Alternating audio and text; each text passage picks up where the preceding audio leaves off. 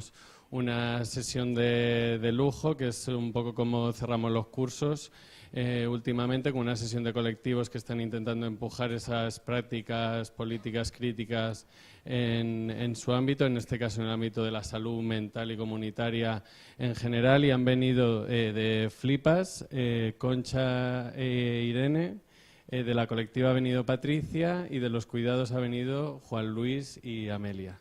Entonces, ¿verdad? Amalia, vale, que no teníamos... Amalia. Entonces, pues nada, ellos van a hacer queremos que hoy tengamos un diálogo, conversación entre la historia de estos tres proyectos. Flipas y la colectiva son proyectos que tienen corto tiempo, pero que nos suscita muchas esperanzas para el futuro, ¿verdad? Y el proyecto de los cuidados, que es como se llama el documental en el que han hecho un crowdfunding que seguramente habéis visto, pues bueno, pues es una historia de décadas de un proyecto de salud comunitaria en Vallecas. Entonces van a hacer una pequeña historia de ello y esperamos pues eso, terminar con una conversación, debate, para aterrizar todas las propuestas y recoger todo lo que ha salido durante todo el curso. Entonces, resumidamente, las preguntas que hemos lanzado para provocar la presentación y la discusión son las siguientes. ¿Quiénes, cómo y desde dónde se impulsan estas experiencias de politización del malestar? ¿Cómo han dado el paso de los malestares individuales a su puesta en colectivo? ¿Qué métodos de organización se están probando en colectivos que quieren poner en común su pluralidad de malestares con sus potencialidades, obstáculos y contradicciones? ¿Qué relaciones existen con las instituciones sanitarias y con otras alianzas y apuestas políticas? Y lo más importante, ¿cómo estas luchas podrían transformar la concepción dominante y el actual modelo de salud mental? Pues esas son un poco las preguntas que planteamos, así que gracias. Hola, buenas tardes. Me llamo Irene, vengo de Flipas, GAM, siglas de Grupo de Apoyo Mutuo, Grupos de Apoyo Mutuo. Y voy a intentar responder a la primera pregunta. ¿Quiénes, cómo y desde dónde se impulsan estas experiencias de politización del malestar? En el Estado español se organizó en noviembre de 2015 el 7º Congreso del Movimiento Internacional de Escuchadores de Voces, del que no sé si habéis oído hablar aquí en el curso, cuyas ideas y filosofía llevaban unos pocos años calando lentamente en nuestro territorio. Sus ideas básicamente apuestan por una forma de trabajar con la locura y el sufrimiento psíquico, saliendo de los circuitos de la psiquiatría hegemónica, partiendo de las narrativas, las vivencias y las necesidades de los propios afectados. Y allí, en el Congreso, en uno de los espacios de trabajo, nos conocimos un grupo de personas con ganas de montar algo en Madrid, fuera de las instituciones y los lugares donde se nos usurpa la voz de manera constante y sistemática. Montamos una lista de correo y enseguida surgió la necesidad de juntarnos de manera presencial. Y nos pusimos manos a la obra. Elegimos 3PC3, un saludo, un centro social autogestionado del centro de Madrid y empezamos a asamblearnos. Para nosotras fue muy importante el darnos a conocer y ponernos a trabajar junto a otros movimientos sociales, porque todos estos temas siempre han estado invisibilizados, incluso en espacios altamente politizados en otras cuestiones. Quisimos crear un colectivo donde ganar autonomía fuera de la familia, la institución y las asociaciones tradicionales de corte vertical, para poder pensarnos a nosotras mismas sin tutorizaciones y dar respuestas propias a nuestras propias preguntas y necesidades. Ser reconocidos como sujetos políticos activos, a pesar de nuestra vulnerabilidad. Incluso aprendiendo a sacarle potencia a la misma, como parte de nuestra identidad. Para todas nosotras era algo extraordinario el poder juntarnos en ese espacio público en torno a nuestras experiencias con la locura. Hasta ese momento, para la mayoría, era algo que reservábamos al ámbito de lo privado. E incluso, en muchas ocasiones, era algo de lo que te tenías que avergonzar, de lo que no podías hablar con libertad. Este fue el punto de partida, la enorme ilusión y alegría de encontrar otros como tú y poder compartirlo. Hablar de todo ello en alto, sin miedo a ser señalada, juzgada o minusvalorada. En un grupo de apoyo mutuo o en una asamblea delante de un montón de personas. Darnos cuenta de la cantidad de gente que pasamos por esto, que vivimos con esto. Tomar conciencia de las historias tan duras que hayamos vivido todas, nosotras, y el peso que supone estar condenadas a vivirlas en soledad, así como la liberación que supone sacarlas al terreno público. Pasar de la vergüenza hasta casi el orgullo en algunas ocasiones. Te paso a ti. Sí, Concha. Bueno, yo me llamo Concha y también soy de Flipas GAM. Y, a ver, bueno, nosotros decidimos, bueno, como ha dicho Irene, nos reunimos en asamblea. Es un movimiento asambleario porque creemos que es el más democrático y horizontal que existe. A nuestras asambleas pueden venir todas las personas afectadas y también las no afectadas afines a nosotros. Bueno, pueden venir padres, familiares, etcétera, e incluso profesionales, siempre y cuando respeten nuestras bases, nuestros principios, ¿no? Nuestro, digamos, manifiesto, ¿no? Y que ya lo habréis visto por ahí, que está publicado en tu interior. Y bueno, luego a lo largo hemos ido construyendo nuestros GAMs, que son grupos de apoyo mutuo, en los cuales nosotros ahí no puede entrar nadie que no sea en sentido horizontal, que tenga sufrimiento psíquico, y para hablar de nuestras experiencias diversas y problemáticas, etcétera, etcétera. Esto nos da una fuerza muy grande y muy importante, porque el hecho de escuchar a otros que les pasa algo parecido, que no es lo mismo nunca, pero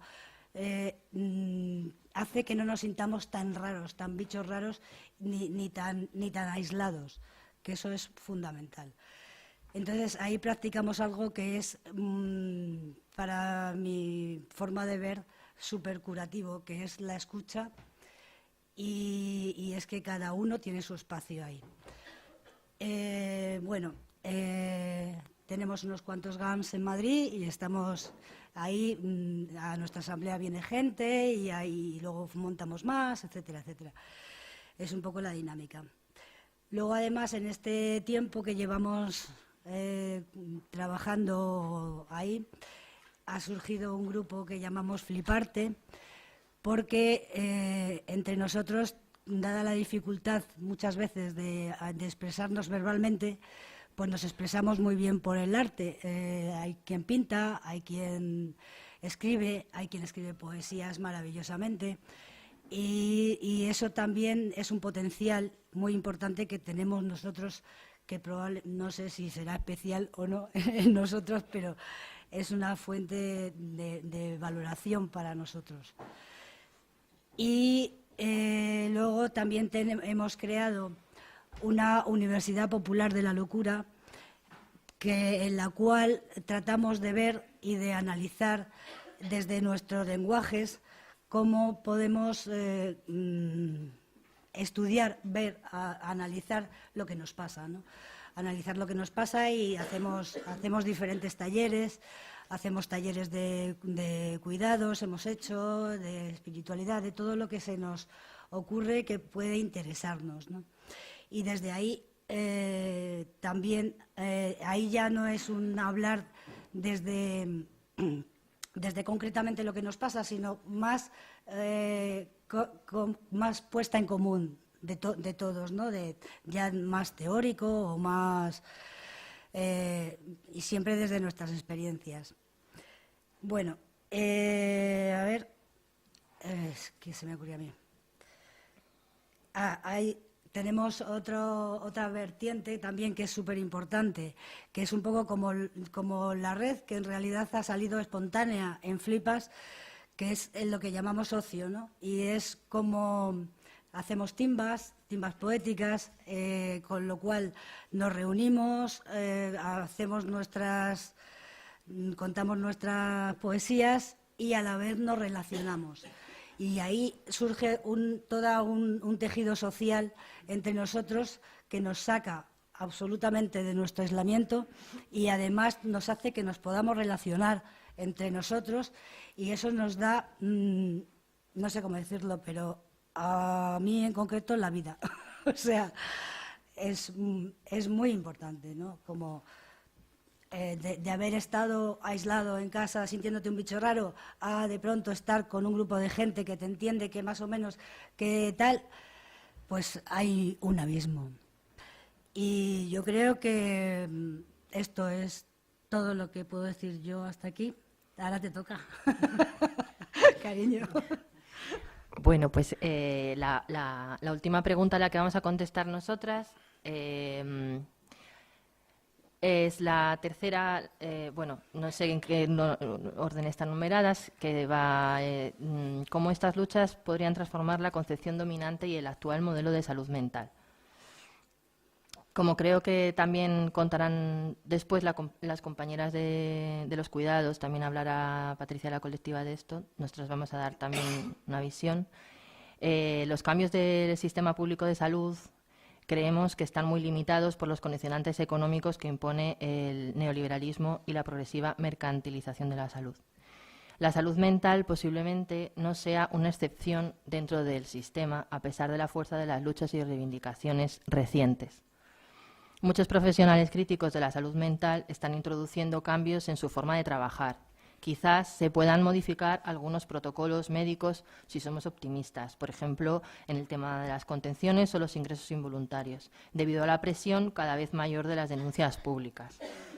Pero la estructura e ideología del propio modelo, basadas en la biomedicina, la dependencia, la burocracia y el paternalismo, controladas, como decíamos, por los intereses económicos, son bastiones demasiado importantes del esquema de dominación capitalista para dejarse atacar fácilmente.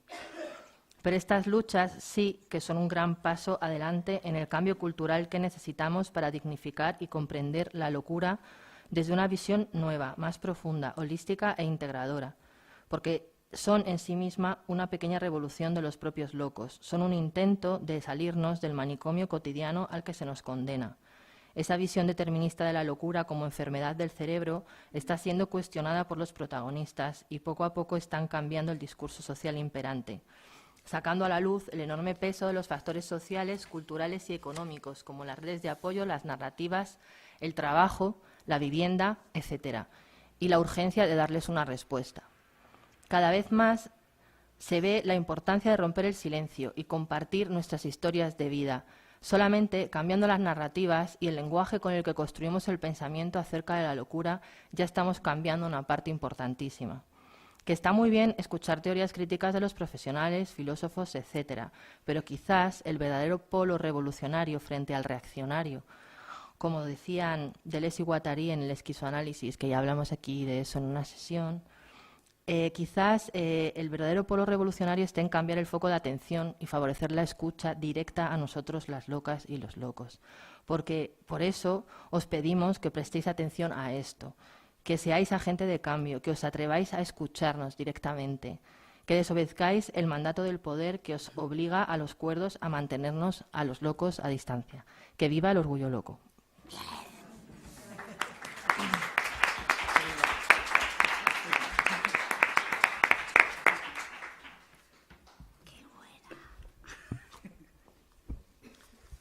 Bueno, pues que viva el orgullo loco.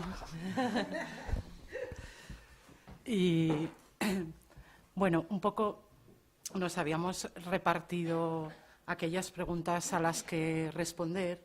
Yo creo que de alguna manera en la exposición que voy a intentar hacer de forma intrínseca se responde, se pudiera responder alguna de ellas y lo más importante también generar nuevas preguntas también para luego poder debatir, ¿no?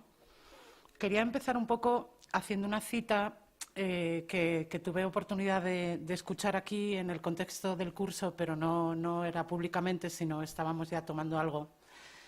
Y bueno, Iván de la Mata hizo un comentario que fue algo así, que me perdone si no puedo ser demasiado fiel a las palabras que dijo, pero dijo algo así como: no trabajo contra la enfermedad mental, trabajo contra la precariedad. Entonces, me parecía importante decir que podernos escuchar ambas partes de las problemáticas, ¿no? La parte profesional y escuchar exponer esas problemáticas y escuchar también a nuestra parte en espacios como este, de alguna manera también te dan la posibilidad de poder hacer un pequeño mapa de dónde están las necesidades, ¿no? De cuáles son también los determinantes de nuestro malestar, de dónde se pueden cambiar cosas, ¿no? Y de darse cuenta, en el fondo, de que el malestar es social y de que las soluciones, pues la mayoría de las veces no son soluciones clínicas, ¿no? Las necesidades no se solucionan desde ahí, ¿no? Desde estrictamente la parte de la clínica. Entonces, yo en realidad lo que pretendía era un poco contar también, hacer alusión al contexto en el que nace el proyecto del que os voy a hablar, que es la colectiva Salud entre Pares, ¿no? Me parecía importante porque, bueno, aquí el otro día nos contaba Colina cómo, bueno, dos cosas. Hacía una referencia y hablaba de la catatonia y nos decía cómo eso pertenecía de alguna manera a un contexto, al contexto manicomial, y que hoy en día ya no se veían las catatonias. Nos decía también que era un poco difícil que fuésemos a ver a una persona con diagnóstico de esquizofrenia cómo establecía relaciones amorosas, por ejemplo. Bueno, yo creo que, por ejemplo, esa afirmación pasa también por lo contextual, ¿no? Yo creo que es una realidad, o sea, no creo que esto sea un invento de Colina, creo que es una realidad, pero creo que es una realidad que pertenece también a una generación y a un contexto. Y luego, cómo vemos, cómo de alguna manera, si los contextos cambian, pues cambian también las capacidades de las personas, ¿no? Y las posibilidades de generar otras propuestas diferentes. Hacía una referencia él a que en aquel taller de empleo que tenían montado, el día del cobro de la nómina era un día de normalidad. Hablaba de esa normalidad donde éramos capaces de incluso defender nuestros derechos si creíamos que alguna cuenta no estaba bien o algo así, ¿no? Pensando en que nuestra identidad también, como parte de esa problemática, va cambiando, y cómo al cambiar el lenguaje y mediante el lenguaje cambiar los discursos, ir creando nuevos discursos, también nuestra identidad va cambiando. Y cómo venimos en realidad de un pasado en donde el mandato, la norma general era el no pueden o no deben trabajar, que era aquello que pertenecía pues más a ese tiempo de ese contexto en donde existen los manicomios. Y bueno, de alguna manera en los años 80 y cuando se empiezan a cerrar también estas grandes instituciones y todo esto, se nos piensa de otra forma, porque se nos empieza a pensar como sujetos productivos, ¿no? Y bueno, se empieza, desde luego, esa preocupación por lo que tiene que ver con la ocupación y por lo que tiene que ver con lo laboral, no viene desde el propio colectivo, porque no hay ni siquiera un colectivo ni un sentimiento de colectividad, ¿no? Ni hay un intercambio de ideas, sino que viene directamente propuesta por el Estado, por la parte profesional, que de alguna manera se plantea el tema de nuestra ocupación o de nuestra empleabilidad, del empleo, ¿no?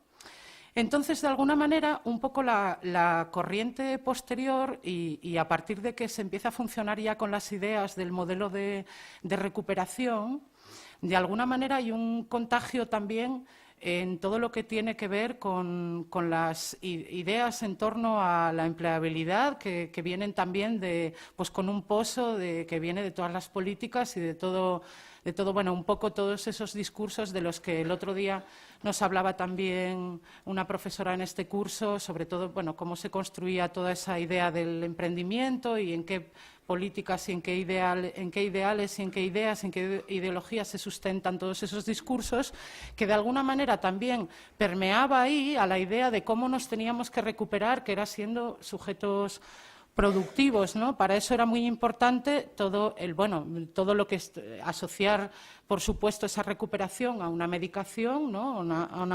A los fármacos, a pensar un poco que esto es como la diabetes, y pasábamos un poco del no pueden o no deben trabajar, cuando te decían que no puedes trabajar porque te vas a poner nerviosa, porque vas a tener conflictos, no puedes afrontar, mejor no afrontes, ¿no? Y estábamos en una situación de sujetos dependientes de forma permanente a necesitamos ideas que nos aporta, como por ejemplo el campo de la psicoeducación, que habla de la conciencia de enfermedad y la adherencia al tratamiento, que serían desde luego muy importantes para poder mantenerte dentro del como una persona productiva, ¿no? Dentro del mercado laboral. Lo que en cierta manera pudiera parecer un avance en el pensamiento, en realidad se convierte en una trampa también, ¿no? Porque, claro, por un lado se pretende que nos adaptemos, es decir, se habla del proyecto de vida, de tener un proyecto de vida, y se habla de inclusión laboral, y se habla de que tenemos que trabajar, pero en realidad, claro, no se tienen demasiado en cuenta nuestras dificultades y de alguna manera nos vemos pues abocados a un mercado que en realidad enferma a las personas que no tienen un diagnóstico, voy a decir, de lo que habitualmente se contiene en la etiqueta más grande de trastorno mental grave, ¿no? Que es donde yo pongo el foco, que es un poco hacia donde yo me dedico a pensar, ¿no?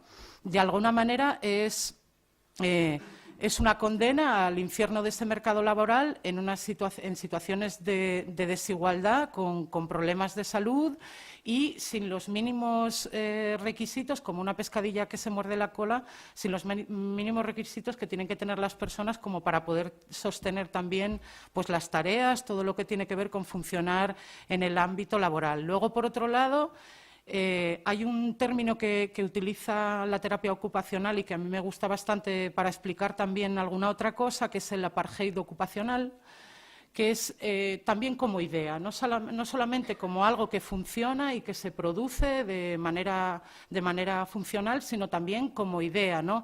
Como qué es lo que configura, o sea, qué serie de prejuicios de alguna manera configuran la idea de que, bueno, de cuáles deben de ser nuestras tareas, ¿no? Asociándonos siempre pues con tareas que tienen más que ver con lo manual, con la producción en cadena y, bueno, y en general con el mundo de la producción, ¿no? Sin ocuparse demasiado de si esa tarea nos resulta significativa o no nos resulta significativa, por ejemplo, o tiene que ver con nuestras ideas o tiene algo que ver con algo que nos guste o que nos lleve a promover otros cambios, ¿no? También en nuestras vidas. En ese contexto, en donde no existe la voz política nuestra, como Locke, ¿no? El movimiento asociativo, en realidad, como un gran contenedor de malestares, en muchos aspectos ayudando a gestionar vidas invivibles, en esa estructura de verticalidad que referenciaba Irene y que por sus propios orígenes yo creo que tenían también complicada esta lucha porque de alguna manera no han sido no es un asociacionismo autopromovido, sino que ha sido en muchas ocasiones también impulsado por la propia administración, ¿no? Y se suma de alguna manera a la idea de la psicoeducación, a poner la carencia, ¿no? La carencia que también podamos tener para entrar en el mercado laboral en nosotras y no en las condiciones de cómo está el mercado. Claro, pensar que es un poco intentar adaptarnos a una idea que en realidad, a un ambiente que en realidad nuestra locura también está denunciando. O sea, es un poco, es decir, que es algo como imposible, ¿no? Entonces, como, bueno, por terminar lo de las asociaciones que dedicaban mucho tiempo al fomento de actividades que tenían que ver con la idea de mejora de nuestras habilidades en general y poniendo mucho énfasis en nuestras carencias como personas y no el foco en las problemáticas sociales, en articular otras luchas, ¿no? Eso sumado a la voz de las familias que de alguna manera, pues llenas de miedos de lo que pudiera muy preocupadas de perpetuar, por ejemplo, el sistema de pensiones y de mejorarlo, ¿no? También un poco todavía resistiéndose a esa idea de que podemos tener un empleo y de que podemos salir adelante sin este tipo de ayudas. En el momento en el que se rompe el aislamiento y algunas, sobre todo, ese aislamiento que sí, claro que amamos y claro que tenemos relaciones Y se ha visto que con los cambios que se han producido también en las ideas vamos ocupando, también hace 40 años una persona con diagnóstico de esquizofrenia era difícil que ocupase un puesto de empleo, ¿no? Y ahora estamos viendo cómo si cambia el contexto también cambian nuestras posibilidades, ¿no? En el momento en que se empiezan a tejer esas redes entre nosotras, entonces empezamos a dialogar y a compartir esas ideas de forma colectiva y todo empieza de alguna manera a ponerse en cuestión. A partir de los cambios que hemos visto y que nos ha contado también Irene, el surgimiento de nuevas formas de gestión, la idea de politizar nuestro sufrimiento, la aparición de grupos autogestionados, al hilo del cambio social, todo lo que ha pasado después del 15M, los nuevos cambios identitarios dentro de la institución, por ejemplo, la figura de el paciente o la paciente empoderado o empoderada, que de alguna manera amplía o deja un margen a la ampliación de nuestra participación en los propios procesos de la administración, la identidad de activista, ¿no? Ya directamente fuera también de las instituciones, ¿no? La reivindicación y el surgimiento dentro del propio colectivo del debate y la reivindicación sobre la ocupación y el empleo, que hasta el momento tampoco existía, no era una reivindicación. Observando un poco el ámbito laboral, vivimos abocadas a una precariedad permanente, un poco por decir unas cifras muy recientes, tan solo el 15,8% de las personas con diagnóstico de enfermedad mental tienen trabajo en España y de estas menos del 5% corresponde a personas diagnosticadas de trastorno mental grave. De alguna manera somos objetos de mensajes y propagandas llenas de mensajes de equidad y políticas de inclusión laboral. Así, entre interrogaciones, existe el empleo con apoyos o el empleo protegido, pero se habla más bien poco de cuáles son las barreras invisibles que tenemos que afrontar a la hora de movernos en ese mercado laboral, cuáles son las adaptaciones que necesitaríamos. ¿Qué son o en qué se han convertido algunas opciones de empleo que teníamos, como son los centros especiales de empleo? Y formularnos la pregunta de si son realmente espacios de salud, porque muchas y muchos pensamos que no. De mano, también tener en cuenta que en estos centros especiales de empleo que se crean para incluirnos laboralmente, el diagnóstico de trastorno mental grave es doblemente excluyente. Es decir, se realizan las entrevistas de trabajo, la persona va a la entrevista de trabajo, pero no se contrata a la persona que tiene ese diagnóstico, se busca en otras discapacidades, ¿no? Yo me preguntaría, porque se destinan partidas económicas a proyectos, programas, somos objeto y no sujeto en nuestras propias asociaciones, ya que las asociaciones, por ejemplo, estas que cuentan con organización vertical, contratan técnicos y técnicas de alguna manera, ¿no? que se ponen al servicio de las asociaciones, y una buena parte del tercer sector recibe dinero por generar programas y proyectos que tienen que ver con nuestra empleabilidad, de quienes al fin y al cabo somos destinatarias, aunque no participemos en su diseño, ¿no? Habría que preguntarse, yo me pregunto, y de hecho una vez lo pregunté en alto a gente que venía de Trieste, cómo organizan esto, cómo distribuyen los recursos, qué es lo que hacen para el fomento del empleo, y contaban así muy someramente qué hacen con ese dinero de tanta hospitalización que evitan, porque no tienen esas hospitalizaciones como tenemos aquí, y con el uso de fármacos más baratos, es decir, algunos fármacos o utilizar las pastillas en lugar de inyectables, o sea, distintos ahorros que se pueden hacer a través también de no sobremedicar o de medicar con una visión de mínimos, ¿no? Cómo, de alguna manera, ese dinero procuran destinarlo a tejer proyectos que entretejen los locos y que, a su vez, retejen de alguna manera la comunidad, es decir, que son proyectos cooperativas que de alguna manera trabajan también con otros grupos de personas que se están organizando en la comunidad, ¿no? El hecho de sobrevivir en ese salvaje mercado laboral en el que competimos, y bueno, ya no hablemos de esa parte que significa todas esas personas que viven pensionadas con unas miserias en la precariedad, y la reflexión un poco de que surgía el ejemplo que viene, ¿no? Los ejemplos que vienen de otros lugares, de otros países en donde se están probando experiencias que de alguna manera cuentan con la locura y toda la experiencia alrededor de la locura como un valor que en un momento dado sí puede ser de intercambio, ¿no? Que sí puede. Entonces, bueno, nos surge un poco la idea de poner algo en pie. Teníamos en cuenta algunas fórmulas intermedias que se habían hablado en este debate colectivo, ¿no? Pues en lugares como este, donde nos juntamos y donde debatimos, pues como por ejemplo sistemas mixtos, ideas sobre sistemas mixtos de fórmulas intermedias de contratación, por ejemplo, con ayudas, ¿no?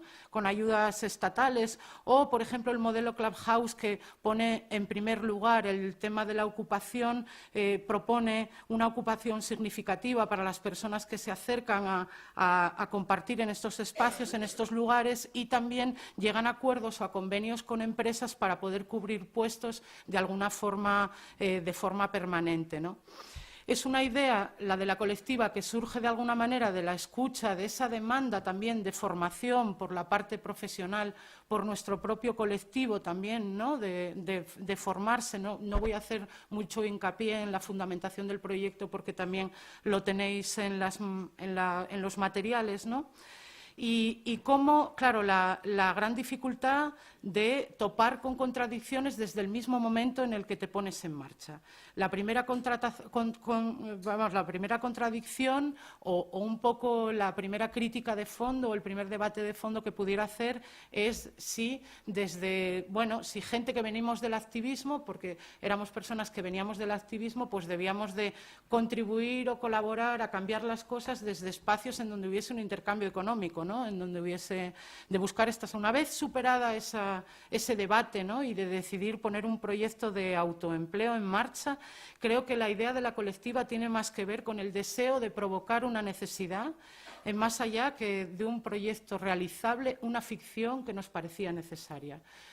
Una propuesta que nos parecía que podía de alguna manera, es algo que no se estaba haciendo, que veíamos que podía ser un camino, ¿no? Un paso más en el camino, que aporta de alguna manera un valor a esa experiencia de la locura, que para algunas de nosotras era un paso del activismo al ámbito profesional, y ese paso había constituido, en cierto modo, el poder construir un proyecto de vida coherente con lo que había sido nuestro pasado y, por tanto, formar parte de nuestro proceso de recuperación como idea también, porque de alguna manera ese pasado que había sido tan duro, que había sido un pasado de enfermedad, de cronicidad, de mucha lucha, gente que ya estábamos llegando a una parte, bueno, pues a los 40 años y ya teníamos una experiencia y una lucha con todo, pues de alguna manera recuperar ese pasado, ¿no? Hacer que todo ese pasado pues finalmente pueda servir para construir, para una construcción colectiva que aporte, bueno, que pretenda de alguna manera transformar también,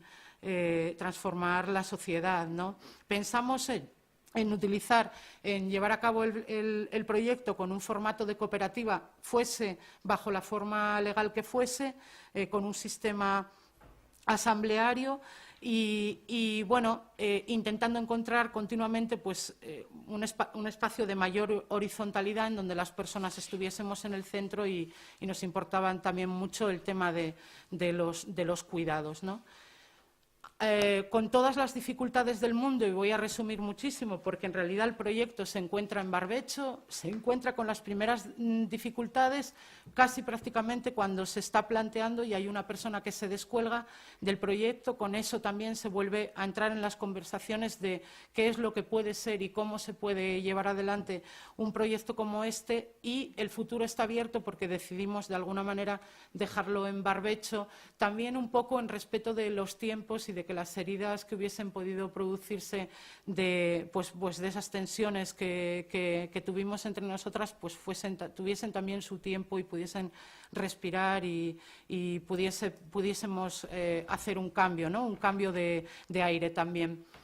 Por último, comentar que Este proyecto no es único, sí que creíamos que lo más importante o lo que significaba de novedoso era casi prácticamente el producto o el servicio también que ofrecía, ¿no? Aunque todo ese servicio y ese producto pues se ajusta en realidad a un modelo y también una visión y una forma de ver todo el tema de la salud mental, ¿no? Que sí que han surgido otras propuestas parecidas dentro del Estado español. Por ejemplo, en Asturias surge un proyecto que se llama Proyecto Fénix, integrado también por 2 personas profesionales y una persona con diagnóstico que están trabajando también en ofrecer formación y en ofrecer otra serie de servicios. Y en Chile, al poquito de nacer también el proyecto de la colectiva, nace una cooperativa de loques allí que están también intentando moverse desde ese ámbito laboral y, bueno, generar pues nuevas propuestas, ¿no? En cuanto a las relaciones, que eran un poco 2 preguntas, ya voy a terminar, 2 preguntas que yo creo que de alguna manera se contestan también a través de la exposición, ¿no? ¿Qué relaciones existen con las instituciones sanitarias y con otras alianzas y apuestas políticas? Bueno, solo decir que tampoco es que tuviéramos representación, pues por ejemplo ahora mismo sí que hay partidos políticos que se están haciendo eco de todas estas propuestas nuevas que están surgiendo o que por lo menos están escuchando nuestra voz y la están teniendo en cuenta. Por ejemplo, desde el ámbito de las instituciones, claro que se están produciendo cambios y claro que se nos está reclamando para que ofrezcamos, por ejemplo, formación, ¿no? Y, bueno, la figura también de la gente de apoyo mutuo o el apoyo entre pares, que en algunos lugares está empezando a tener cabida, aunque no está regulada, ¿no? Ver también cómo permean las ideas, porque yo creo que las ideas importantes se cuecen en espacios que tienen más que ver con eso, con el activismo, con el debate, con espacios como este, también espacios terroristas como este, en donde se pueden de verdad traer las ideas y, bueno, frescas y escucharnos y poder debatir, ¿no? Cómo estas luchas podrían transformar la concepción dominante y el actual modelo de salud mental. Bueno, cada vez que hablamos de estos temas nos vamos convirtiendo también cada vez más en agentes de transformación social, ¿no? O lo intentamos en agentes, ponemos la intención en crear comunidades más sanas, ¿no?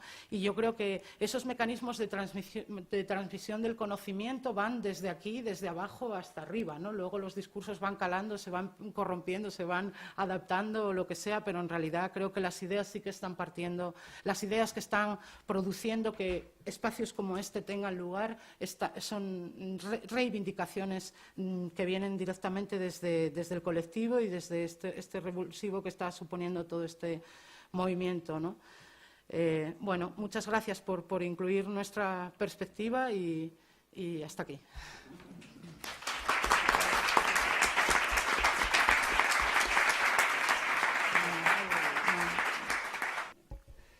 Bueno, buenas tardes a todas. Muchas gracias a la organización de Comunes, Nociones Comunes, que pudiéramos estar aquí con vosotros. Nosotros, que somos, bueno, nos han filiado como los cuidados, pero somos un proyecto que tenemos en marcha, pero que viene de una historia que es la que os voy a contar, de salud comunitaria. No es estrictamente el tema de la salud mental, pero tiene una visión global y en ese marco de diálogo y de escucha, pues daremos unas pinceladas sobre cómo lo entendemos nosotros en el momento actual.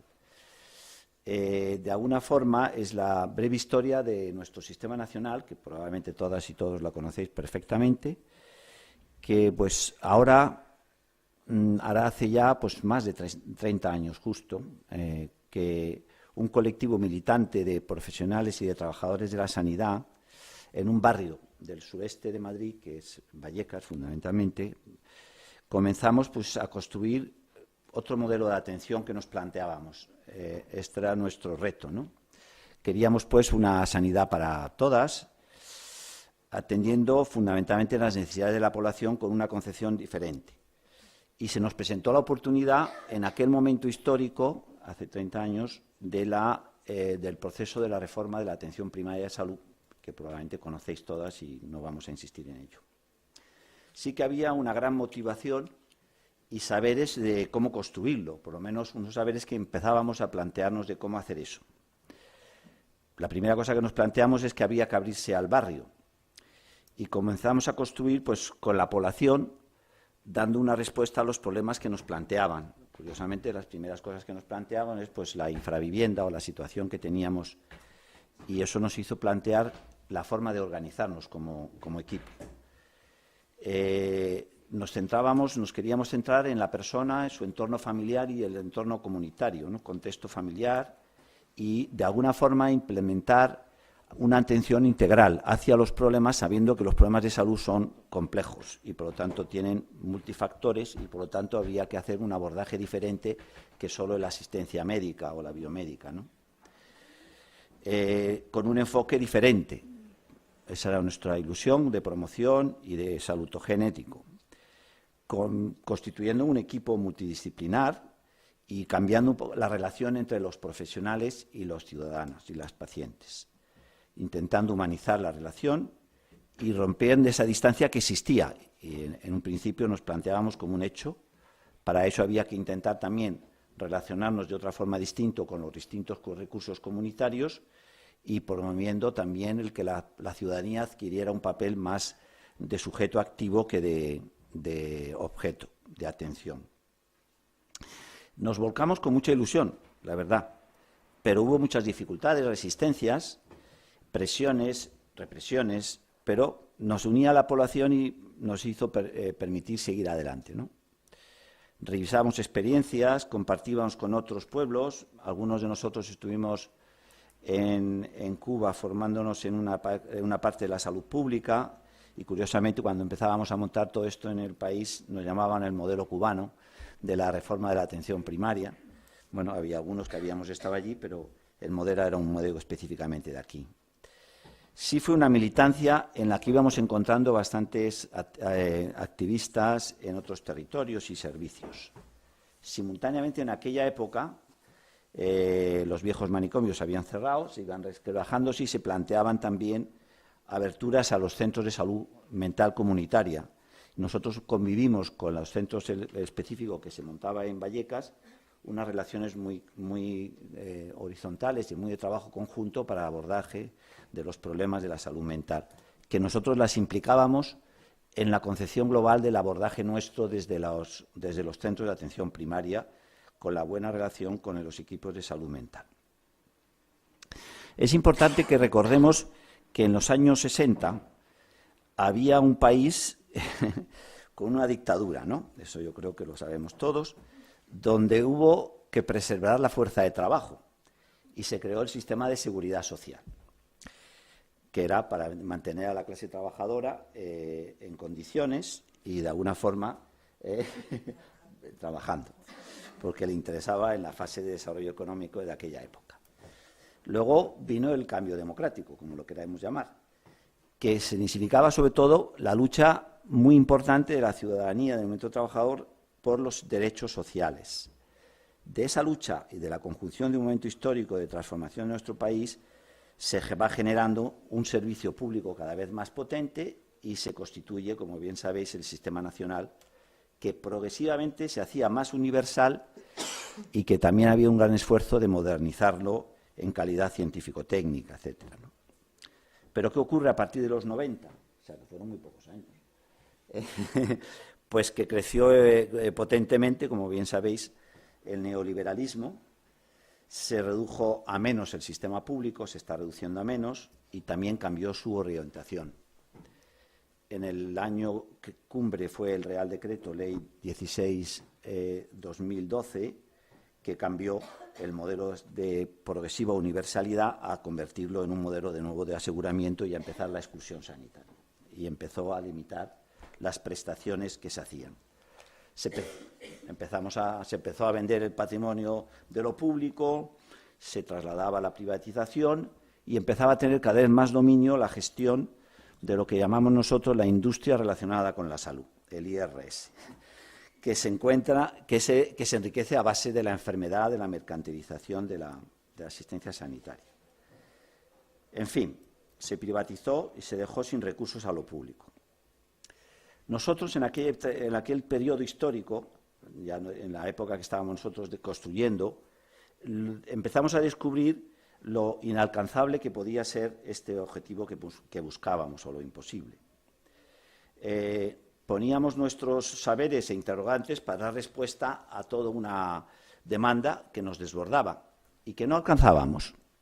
Era el paro, la pobreza, pues la tristeza, la desesperación, las toxicomanías. Eran emociones dolorosas puestas en un cuerpo desesperanzado que nos condujo cada vez más, desgraciadamente, a más procedimientos, más medicamentos, más consejos y más, hasta que en realidad nos enfrentó, sin saberlo, que éramos utilizados como agentes del biopoder y que las herramientas que teníamos eran desde el poder de la industria farmacéutica, de las nuevas tecnologías, entre otras, o de la psicología que calma, disimula el dolor o lo minimiza. Desde nuestro hacer, sin saberlo, contribuimos a apoyar la medicalización y la dependencia y la sociedad terapéutica, poder terapéutica, como se quiera llamar. Funcionábamos, sí, como expertos, cercanos, majísimos, comprometidos, pero éramos ellos y nosotros. Hoy estamos aquí porque seguimos buscando otras alternativas, otros saberes, otros cómplices, y encontramos que el cuidado, aquello más humano, más próximo a la vulnerabilidad, puede ser nuestro instrumento político para ir lentamente transformando la realidad que nos enferma. No repetiremos, o intentaremos, las consecuencias de las políticas neoliberales sobre las gentes. Vidas precarias que estallan en el dolor. Así tenemos casi que el 50% de la demanda de la atención sanitaria en los centros de salud corresponden a esa precariedad, que se diferencian por varios, claro, por zonas pobres o ricas, claramente, con expectativa de vidas diferentes según el lugar donde vivas. Agotados de atender a gente rota que caían en un barranco, se mandaban ambulancias para rescatarlas, médicos especialistas que hacían miles de pruebas dolorosas, servicios que se saturan en urgencias, de no urgencias médicas y los más que quedan en el camino. Cuánto esfuerzo para lograr poco. Hasta que giramos la mirada y dijimos, hay que parar al desgraciado que lo está tirando en el barranco. Aquí estamos para parar al que nos empuja al barranco, que se disfraza de multitud de verdades, ayudas de tecnologías nuevas, del gran yo, pero nos convierte en dependientes, solos, tristes, vacíos, obedientes. De programas de nutrición cuando falta el nutriente básico, el amor, la ternura. De estupendos cursos para relacionarnos, pero nos falta el otro. De muchos antidepresivos para tapar lo triste de algunas vidas. Y así, si queréis, hasta el infinito. Nosotros no podemos ni hemos diferenciado la salud mental de la física. Afirmamos que está en cada emoción, en cada acto humano. Escindir es negar a esta experiencia vital que es cada semejante. Por esto, la cuestión de la salud mental nos atraviesa, nos atañe más que nunca por el creciente sufrimiento psicológico.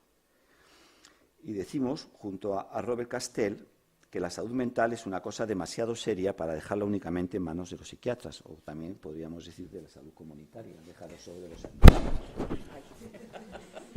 Esto es un ataque.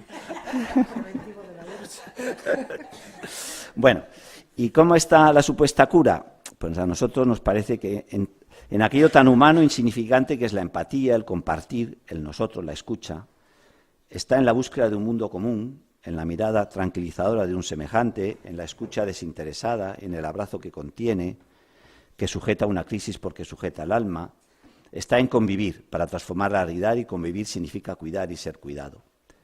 La vida está llena de impotencia, sí, pero reconocer nuestra propia fragilidad, nuestras limitaciones, nuestras ignorancias, seamos viejos, enfermos, locos o extranjeros, nos lleva a recrear un mundo de cuidados. Desde allí, no como fin en sí mismo, sino como instrumento, comenzaremos a andar posibles mundos nuevos.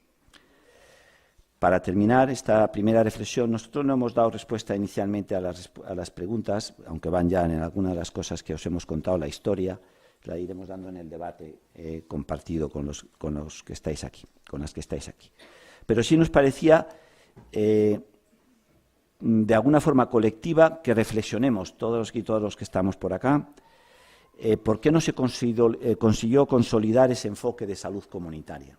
Porque esto es un hecho real, que en este momento, aunque hay algunas vetas o germencillos o semillas que puedan pensar de que se está revolviendo algunos aspectos que pudieran reenfocar todo lo que estamos aquí planteando, tanto por la gente de salud mental como por la parte de la salud comunitaria. Para nosotros aportamos algunas reflexiones y yo creo que abrimos el debate, ¿no? Algunas de las cosas que nos parecen a nosotros claves han sido el modelo de desarrollo económico y la hegemonía cada vez más potente del neoliberalismo, que es lo que habéis planteado vosotras, con sus leyes de mercado, la medicalización de la vida, la mercantilización de la asistencia sanitaria. Se montó todo un sistema para producir el mongering, que llamamos la producción de enfermedades, para que entraran todas en el ámbito de la farmacopea. El individualismo narcisista como elemento también importante. Luego hay un imaginario social en donde prima la jerarquía del saber y del sometimiento al poder y de dependencia a las medicinas y procedimientos técnicos. La relación profesional-población paternalista, yo creo que esto es un tema muy clave, la jerarquía del saber y el poder. Podríamos también en un tema de debate, ¿no?, cómo está yendo el tema. La debilidad del modelo democrático y de participación de la población en asuntos sociales y políticos. Yo creo que es un modelo democrático que está caduco. Y las políticas de recortes económicos y prioridades en el propio sistema asistencial sanitario público han dejado de relegada completamente la potencialidad que podía tener el modelo de atención primaria de salud con el cual nos pusimos a trabajar bastantes militantes y que enganchamos con población. La presión que han tenido los colegios profesionales con una mentalidad muy elitista, gremial y un poder específico en la dictadura en su época y luego, posteriormente, en imponer limitaciones en la propia ley de sanidad y en sus reformas. La formación de las ciencias, de los profesionales de las ciencias, de los trabajadores de la ciencia de la salud, sigue teniendo una orientación en este momento, en 2018, completamente orientación muy biomédica, asistencial y tecnológica sobre la enfermedad y sus consecuencias, pero no sobre las causas. Salen profesionales constantemente con una orientación determinada y con una limitada orientación ideológica. Y posición de clase media que sufre las consecuencias también de las políticas de recortes. El temor a la pérdida de poder y a la proletarización. Todo eso yo creo que han intervenido en por qué esto no se ha ido para adelante. La despolitización de la sociedad y de la vida cotidiana y la aparición también de las teorías de los estilos de vida que culpabilizan a los individuos, y eso pues es otro elemento más. Estos son algunos de los puntos que nosotros pensamos que han hecho difícil o han hecho que realmente el enfoque de salud comunitaria esté en este momento en un reto, que es posible evidentemente cambiarlo y que en eso estamos. Esa es una de las ideas que hay y por la cual estamos desarrollando de toda esa experiencia que aprendimos y de lo que conocimos con la población. Hemos querido eso plasmarlo en algún documento, en un documental que es el que estamos produciendo sobre el enfoque de la salud comunitaria y el enfoque del cuidado, porque pueda servir para retomar en el sector de los profesionales y también en los colectivos ciudadanos, en los barrios, esta línea de trabajarse de nuevo el enfoque de los barrios saludables o de los barrios. Esto sería un poco las reflexiones iniciales y luego ya entramos en los temas de las respuestas. ¿Tú querías comentar algo? No, por ahora no, que está cansadísimo. De escuchar.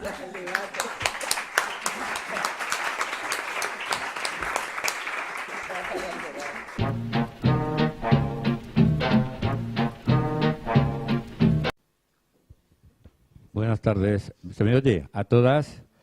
Yo estoy en tratamiento psiquiátrico desde los 17 años. He llevado una vida activa y suelo presumir, precisamente por solidaridad con aquellos que han padecido problemas similares a los míos, de que he llegado en la empresa en la que trabajé a puestos de alguna responsabilidad y, ya digo, no tanto por presumir, para tratar de contrarrestar los estereotipos de que las personas que estamos en tratamiento psiquiátrico pues somos de segunda clase. Durante todos estos años yo he padecido diferentes diagnósticos. Empezaron diagnosticándome el doctor Pelaz, que fue como un segundo padre para mí, hebefrenia. Y luego tuve una experiencia fallida de pareja y nos encerraron a los dos pagó la familia de mi esposa, que estoy muy agradecido, de la que fue mi esposa, y 9 años de nulidad matrimonial. Y allí me diagnosticaron psicosis paranoide constitucional. Pero cuando yo voy a un médico, yo les digo, de nuevas, Juan Luis me conoce porque he sido su paciente durante algunos años de atención primaria, digo, yo os doy todos los diagnósticos que me han dado y usted elija el que quiera. A mí el que más me gusta es, que probablemente alguno de vosotros o vosotras los conoceréis, es el que me dio la doctora Ana María Castaño, que me diagnosticó de psicosis reactiva. No tengo antecedentes familiares en este tipo de padecimiento, ¿no? Entonces, hay cuestiones que me han resultado realmente, especialmente dolorosas. Un médico, no de aquí, sino de una segunda residencia que tengo, me diagnosticó y lo puso por escrito. Yo, que no soy terrorista, porque eso ya no se lleva, soy antisistema, que quede claro, de querulante. Yo no sabía lo que era la querulancia, pero lo puso por escrito. Yo, que me consta, aparte que tenga mis paranoias, que la doctora Castaño siempre decía, incluso a mis hijos, que me las administraba muy bien, que las había tenido durante toda mi vida, sé que tengo ficha, pues el ser querulante es la persona que reclama o denuncia por denunciar. El actual psiquiatra que me atiende en Moratalá me ha dicho que ese diagnóstico no existe, que soy reivindicativo. Bueno, no me quiero alargar. Bueno, volviendo al tema de mi vida profesional, gracias a un cuñado mío que era una persona exquisita en cuanto a honradez, la única excepción que hizo fue facilitarme el que yo pudiera entrar a trabajar en Iberia Líneas Aéreas, donde estuve 3 años y pico de administrativo y luego, previo una prueba que hicieron las empresas de informática, digamos, los proveedores, he trabajado 36 años como informático, terminando los últimos años bastante de mi vida laboral como técnico en un helpdesk informático, como jefe de sala, con lo cual era el jefe de los que estaban en la sala de ordenadores, y en mi turno, porque hacíamos turnos, como responsable de seguridad del edificio de ordenadores de Iberia Líneas Aéreas de España. Incluso una vez jubilado, cuando yo iba a ver a mis compañeros, aunque el vigilante o la vigilante con los que me llevaba muy bien me conocieran, tenían que llamar al jefe de sala para que me autorizara a subir a ver a mis excompañeros. No podían entrar ni siquiera compañeros, y sigue siendo así, de la empresa, salvo los que por sus funciones pudieran estar autorizados. Entonces, no me quiero extender más. Hoy cumplo 74 años. Gracias. Y no voy a leerlo ahora, pero como para mí el escribir, Juan Luis me conoce bastante bien, es una terapia. Si luego al final hay tiempo y queréis que os lea algo, medio poema, medio lo que sea, os lo leeré. Pero para que los demás puedan intervenir, pues eso. Una pequeña crítica que comentaba con la compañera. No me gusta la expresión mercado laboral en boca de antisistema y de sindicalistas, que quede claro. Creo que no les debemos hacer ese favor. Y otra cosa, y Juan Luis creo que a él se lo he comentado alguna vez, tampoco me gusta la expresión neoliberal, porque yo, dentro de mi actividad política, me he especializado un poco en la pedagogía social. Lo primero es escuchar, lo segundo son los datos, el tercero es utilizar el lenguaje común y corriente de la gente a que te vas a dirigir, y el hablar de neoliberalismo me parece que es más importante hablar que el liberalismo siempre ha sido así. No es nuevo. ¿Cuál es la cuestión desde ese punto de vista que he planteado? Es que ahora el liberalismo, o lo que llamamos neoliberalismo, no tiene enfrente a nadie o a muy pocos. Por eso campa por sus respetos. Cuando los movimientos sindicales éramos más potentes y estábamos menos pervertidos, el liberalismo hubiera querido hacer lo que está haciendo ahora. Somos nosotros los responsables por nuestra falta de espíritu de lucha y de reivindicativo, los que hemos facilitado ese neoliberalismo que es el liberalismo de siempre. y no me quiero extender más porque si no ya me alargo demasiado. Gracias. Buenas y gracias por la presentación. No sé si se me oye bien. Teníamos en este grupo dos preguntas, bueno, en realidad tres. La primera es que cada movimiento social que se ha levantado ha luchado por sus derechos, ha construido lenguajes nuevos y también ha enseñado cuáles han sido los mecanismos que nos utilizan, que se nos atraviesan a todos y utilizamos como para ejercer la violencia contra otros colectivos. Por ejemplo, cómo deconstruir ese machismo, cómo deconstruir el racismo. Entonces, la pregunta para las tres primeras compañeras es cómo deconstruir el capacitismo, que no sé decirlo bien siquiera. Esa es la primera. La segunda pregunta, creo que lo hacéis muy bien porque justo es lo que hacéis, es cómo deconstruir el aislamiento que tiene la gente que sufre un trastorno mental grave. Y la tercera pregunta en relación con eso es cómo hacer llegar a gente que viene de otras ideologías quizá más conservadoras o reaccionarias la idea de que hay que juntarse, hacer cosas y cambiar, porque es un poquito complicado, es muy fácil en estos entornos, pero a lo mejor un poquito más complicado llegar a las familias de los pacientes, familiares, usuarios, como los destinatarios, no sé cómo. Vale. Hola, buenas tardes. Yo quisiera hacer un inciso y decir que, por ejemplo, se podría plantear una pregunta a la gente para que se lo planteara y decirle, ¿qué prefieres tener de compañero de trabajo, a un psicópata o a un psicótico, por ejemplo? Porque ahora con el desastre neoliberal que tenemos, yo creo que hasta los mandatarios tienen cierto tinte psicópata. Bueno, gracias.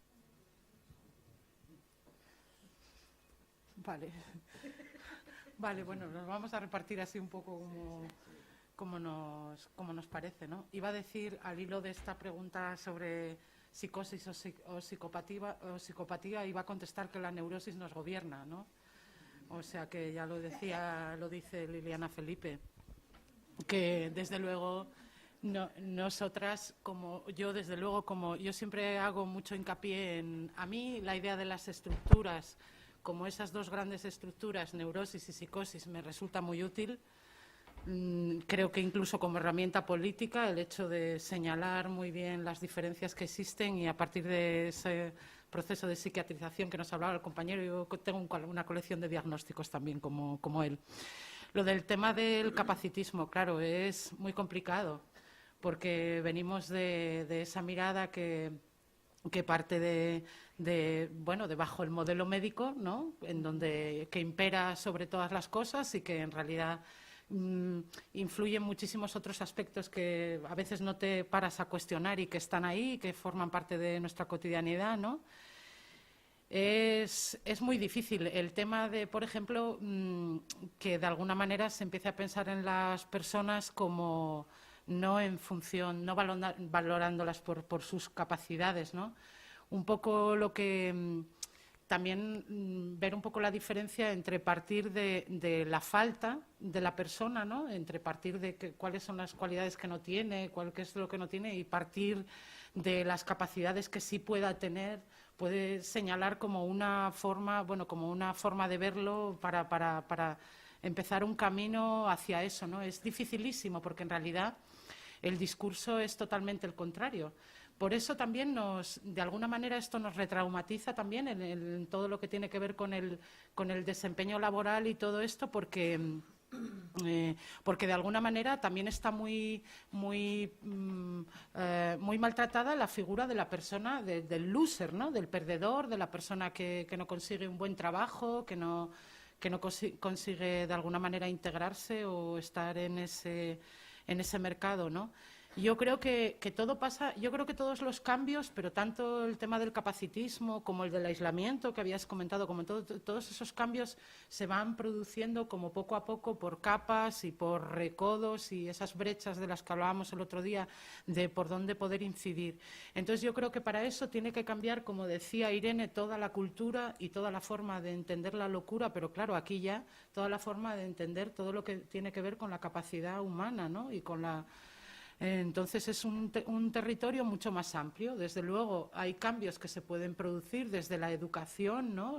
Antes tampoco teníamos modelos, no teníamos otras formas de pensar en torno a esto, ¿no? Y yo creo que debemos de ser nosotras las que empecemos a reclamar que no se nos mida por esas capacidades. Todo lo que tiene que ver, por ejemplo, con los baremos de la discapacidad, en realidad lo que valoran es todo eso. Cuando en realidad a lo mejor se está hablando de discapacidad en un sentido que nosotras no vemos por ningún lado, que no percibimos, pero sí que vemos otras barreras, ¿no? Otras fronteras a descubrir. Yo creo que lo más importante, por lo menos, que se nos escuche a nosotras, claro, que es lo que tenemos que decir sobre eso. Eso ya es un punto de partida, ¿no? No sé si queríais vosotros contestar un poco lo del... Pues el tema del capacitismo, yo creo que tiene mucho que ver también con todos los movimientos que hay en la sociedad. A mí me gusta mucho el tema del esquizoanálisis, ya estudié en su momento porque me llamó la atención desde ser también diagnosticada desde hace muchos años, como que me parece, bueno, pues que es bastante interesante curiosear por ahí, como de salir de la familia y empezar a cuestionarse en lo social, cuáles son las ideas que vertebran los discursos que nos limitan, que son más reaccionarios o que permiten liberarnos a todo tipo de minorías, porque estamos hablando siempre de que hay un estándar social, normativo, capacitista en este caso, o racista o X, que domina a las minorías, impone sus formas de pensar y que siempre obedece al poder, ¿no? Al poder para poder gestionar toda esa diversidad y tenerla controlada. Yo creo que en el caso del capacitismo, el movimiento liberador es el de construir eso que nos llama en todos nosotros a producir, a ser como tenemos que ser, a obedecer un estándar, a ser como tenemos que ser, de simpáticos, de correctos, de adecuados, de seductores, de listos, de simpáticos, y permitirnos la rareza. O sea, permitirnos desarrollar una rareza. O sea, que ¿por qué no podemos ser raros? O sea, yo creo que el movimiento, el polo reaccionario sería hacia el capacitismo, que además es que yo creo que en la sociedad siempre están esos polos luchando unos con otros, ¿no? Movimientos hacia lo que jerarquiza y hace dominio sobre las personas, y lo que horizontaliza y hace revolución, ¿no? Y en este caso sería la ruptura con esos estándares de pensamiento que nos obligan a todos a cumplir con unas normas estéticas, alimentarias, o sea, como promover esa diversidad. Al igual que en el tema del aislamiento, igual, ¿no? Muchas veces están igual estos polos y siempre queremos relacionarnos como en unos contextos determinados, con una gente determinada, con unos, además, modelos muy capitalistas y consumistas cada vez. Y luego está el tema de, bueno, la ruptura de dónde están los encuentros que no están intercambiados por el dinero, pues en el activismo, básicamente, yo creo. Cada vez quedan menos espacios, y yo creo que por eso las respuestas organizativas de corte asambleario horizontal son tan importantes a todos los niveles, en todos los colectivos y en todas las temáticas, porque rompen con el aislamiento. O sea, yo creo que muchas veces vamos a hacer tareas, pero lo que vamos es a relacionarnos con otros, con una temática ecologista, con una temática feminista o anticapacitista loca. Es encontrarnos con el otro y coincidir ahí con el otro. Decir que la defensa de algunos de estos aspectos nos pone a nosotras mismas a veces en contradicciones muy terribles.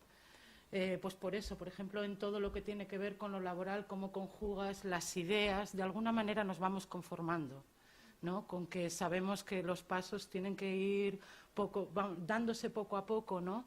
Yo siempre cuento lo mismo, cuento para un poco reflejar esta sensación de impotencia ante lo despacio que van todos los cambios y que van todas las cosas. Yo recordaba como cuando tenía 16 o 17 años y estaba en Asturias en un colectivo feminista de lesbianas, cuando íbamos a dar charlas a los institutos y todo esto, hablábamos mucho de acabar con la institución del matrimonio y de cómo teníamos que afrontar otros discursos, ¿no? Y cómo cómo, de alguna manera, todas esas personas que en aquella época, pues ya os digo, tenía yo 16 o 17 años, vinimos todas a celebrar la aprobación del matrimonio igualitario a Madrid el Día del Orgullo Gay, cuando se aprobó la ley, ¿no? Entonces, no tenemos, de alguna manera, estamos situadas también a la hora de pensar todas estas cosas continuamente también en la contradicción de qué hacemos también con nuestras propias vidas y cómo vamos intentando encontrar coherencia a nuestros discursos y a las prácticas y a nuestra forma de vida, ¿no? Eso pasamos a veces un poco duro con todo eso, ¿no? Entonces, bueno, yo creo que de alguna manera es el también tener la perspectiva de que sí que las cosas están cambiando, tener la visión de que sí que se van promoviendo cambios, sí que hay pequeñas experiencias, pequeñas chispas de cosas que se están haciendo de otra forma diferente y conformarse un poco con que, bueno, si no vamos a ver ese futuro utópico, pues por lo menos ir dando pinceladas para que mejore la vida de mucha gente, ¿no? De alguna manera. No, con el tema de, bueno, nosotros el tema de capacitar.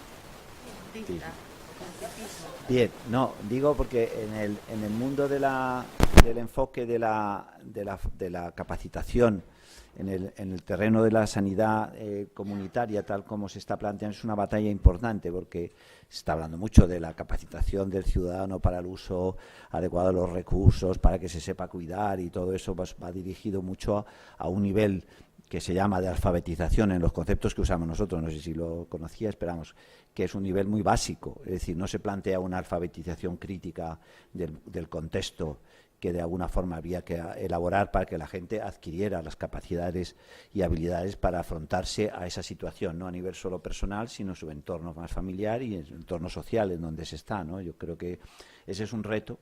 Se ha montado ahora aquí en Madrid una escuela madrileña de salud que es reproductora del modelo y orientadora a que esto esté bien atado y todo bien atado, pero hay alternativas en la educación para la salud que se hacen por colectivos de profesionales y por gente que lo plantea de otra forma distinta.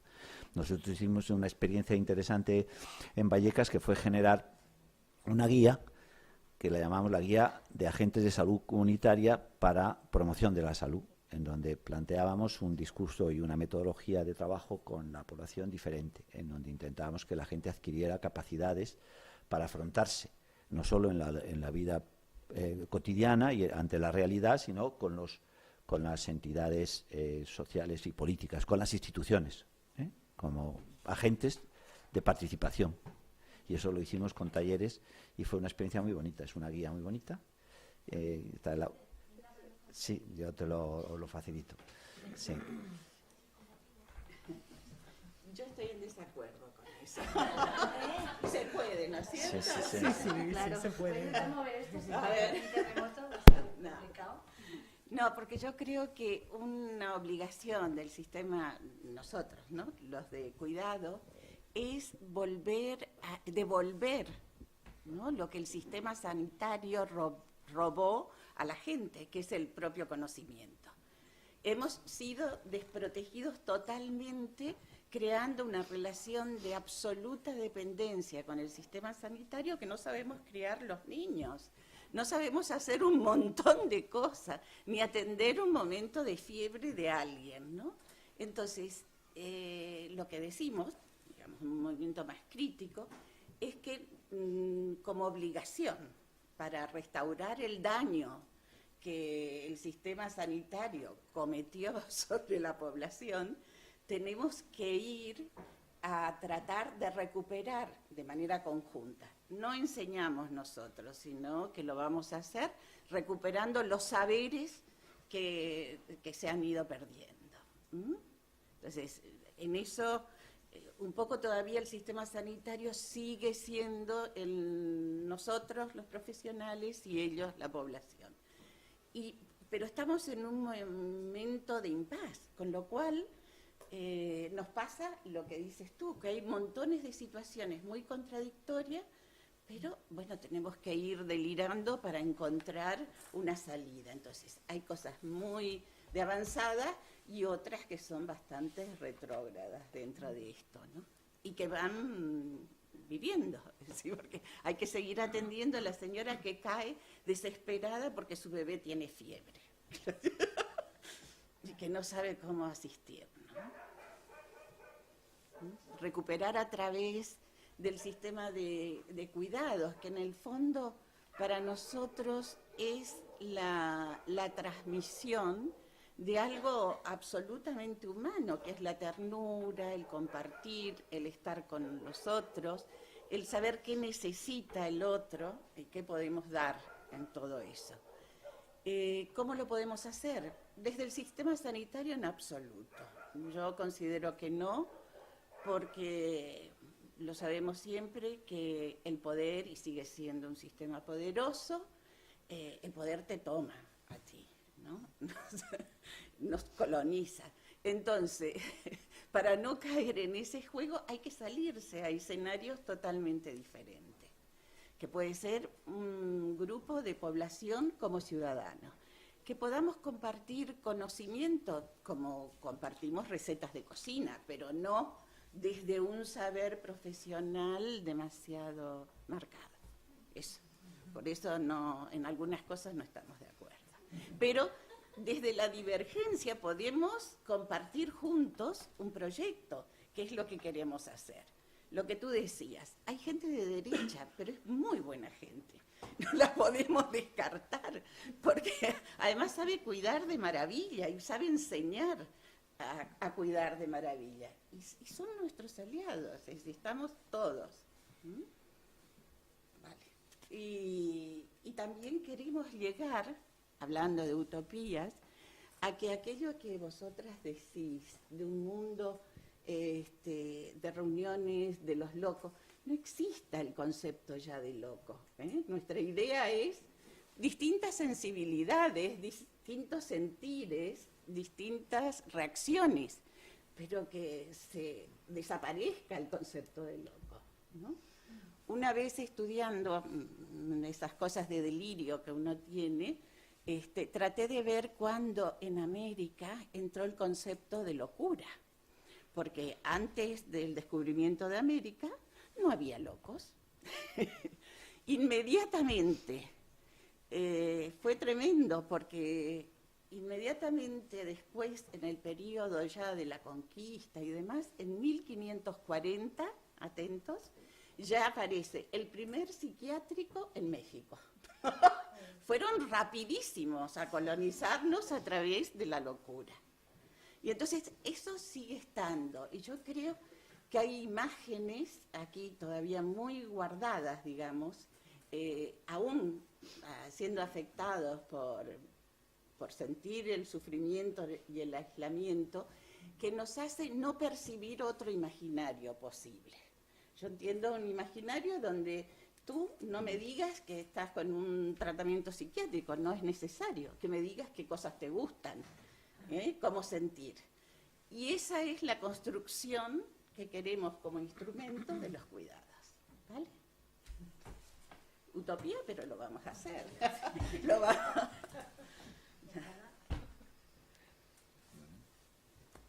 Sí, hola, mira, yo estoy de acuerdo con esto que dices de los cuidados. Creo que es sobre todo en el tema salud mental más importante el tema de los autocuidados incluso. Y quería dar un dato, es que hace una semana estuve en unas jornadas de violencia machistas que se celebraban en el Palacio de Cibeles. Sí. ¿Sí? Y entonces pues allí hubo una mesa sobre acompañamiento a mujeres maltratadas, que yo una cosa que no sabía que existía. Y había un proyecto bastante serio que recibía subvenciones y que solo admitía para acompañar a mujeres maltratadas, a otras mujeres maltratadas que habían pasado ya previamente por formación y por terapia, porque si no veían un poco que estas mujeres revivían otra vez los episodios, ¿no? Que es algo que les había pasado. Entonces yo creo que es importante esto de los autocuidados y de intentar un poco hacerlo lo más serio posible. Vale. Sí, está muy bien, pero también tenemos que tender a que cualquiera sea capaz de acompañar a una situación así, porque si no vamos perfilando, profesionalizando patologías, profesionalizando acciones de salud, ¿no? Que son básicas. Hola. A partir de lo que decía la compa del capacitismo y de lo que comentabais como de esta cosa de cambiar la cultura y la forma de entender la locura y así, y que hay cosas que están cambiando, yo personalmente creo que el lenguaje es muy importante para esto y yo trabajo con una persona que tiene diversidad funcional física y además de unos años a esta parte el transfeminismo y el colectivo de diversidad funcional, algunas personas, hemos hecho cosas conjuntas, ha habido alianzas así como interesantes y sé que conozco que hay como un debate bastante fuerte entre este colectivo para nombrarse como personas con diversidad funcional o personas con discapacidad o personas discapacitadas. Me gustaría saber si os apetece hablar de esto, si existe este debate en vuestro colectivo, si tenéis alguna posición vosotras en concreto al respecto de esto. Quería hacer una pregunta desde los diferentes colectivos y el trabajo que realizáis, ¿no? ¿Qué tipo de cuidados y de sostén tenéis dentro de vuestros propios grupos para trabajar todas las contradicciones que se pueden ir generando y también las propias tensiones que se van generando dentro de los grupos, ¿no? ¿Cómo lo hacéis? Si lo hacéis de una manera asamblearia, si tenéis a alguien desde fuera que os ayuda a trabajar todo esto, ¿cómo, ¿no? Sabiendo que todo esto supone un desgaste, cómo se va trabajando de esa manera para conseguir sostener todos estos proyectos? Gracias. Pues contestando a la primera pregunta del tema de los lenguajes y de la forma que tenemos de pensarnos, y además contestando también un poco a lo que decía Amalia, pues que decía que sería muy como utópico, y efectivamente sería utópico el momento en el que se desaparecieran las etiquetas o las maneras de diferenciar entre locos y cuerdos. Pero en este momento yo creo que es importante, igual que pasó con el tema de pues toda la visibilización de la diversidad sexual también, que primero hay que nombrarse desde el propio colectivo para definirte desde el propio colectivo, dejar de ser definido desde fuera del colectivo para desde ahí, desde donde el colectivo vaya decidiendo, desdibujar esas fronteras. Perfecto. Porque si te han definido primero desde fuera y te han dicho cómo desde fuera tú eres o cómo es tu colectivo, ahí te están quitando el lenguaje, que es una de las principales herramientas de transformación, y te están definiendo y delimitando hasta dónde vas a llegar, dónde puedes llegar, cómo vas a llegar, cómo eres, cómo... Si tú te apropias del lenguaje, es una de las primeras formas a través de la identidad y de cómo te autodenominas a ti mismo o a tu propio colectivo. Pues yo creo que yo a nivel individual yo no me considero una persona loca, yo tengo una identidad muy compleja y tengo muchas formas diferentes de definirme a mí misma, ¿no? Aparte de tener una experiencia con la locura, pues me gustan infinitas cosas que podría decir aquí, pero que no es el caso, ¿no? No se viene a cuenta. Pero a nivel colectivo sí que creo que es muy interesante. Dentro del colectivo ha habido mucho debate con esto, el llamarnos a nosotros y nuestras locas, loques, también está todo el tema atravesado porque hay muchas simpatías entre otras minorías, como una manera de provocar en el otro una reacción de sorpresa y incluso de un poco de incomodidad, de que se mueva de su sitio, ¿no? De si tú nos has estado llamando locos de manera peyorativa, yo te digo que sí, que vale, pero que me siento orgullosa por esa diferencia. A lo mejor tú te tienes que empezar a cuestionar desde el otro lado qué es lo que te hace tomarlo como insulto y por qué dejar de usarlo como algo peyorativo y empezar a usarlo o empezar a verlo de una manera digna o de una manera valiosa y potente. Y bueno, pues un poco hasta ahí. Es el tema del lenguaje, como que la narrativa es súper importante desde cómo te ves desde esa diversidad, o sea, desde un paradigma de la diversidad que es parecido con la enfermedad mental o discapacidad, diversidad funcional en el tema de diversidad funcional. La enfermedad, pues es que dentro del colectivo ha habido debates súper interesantes, súper ricos, de personas que se han llamado a sí mismas enfermas mentales toda la vida. Y cómo caer en la cuenta de hasta qué punto eso a ti te hace de ser y concebirte de una manera distinta que si te piensas desde el lado de la diversidad, la riqueza que te aporta eso. Bueno, debatazo ese. Buena pregunta, buena pregunta.